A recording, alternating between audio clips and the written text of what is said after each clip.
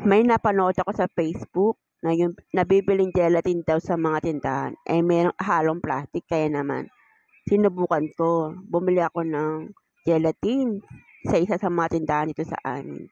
Kaya tingnan natin kung totoo nga bang may plastic o may halong plastic yung mga nabibili natin ng mga gelatin. Paborito pa naman ito ng mga anak ko. Panoorin po natin to. Para makita nyo, kailangan ng puting tela. Yan, pika-pikain. Pikain lamang natin ng mabuti para mawala yung mga katas. Yan, matitingnan natin. Oh, moment of truth. Yung totoo nga bang may plastic yung mga nabibili nating gelatin. Napiga na natin yung katas niya. Tingnan na natin kung totoo nga bang may plastic. Hala, totoo nga. May halong plastic yung mga gelatin na nabibili natin. Delikado pala ito pag nakain ng mga anak natin. Ayun, may plastic nga. Para maniwala ka, subukan mo rin ito. Ipapakain mo ba ito sa mga anak mo?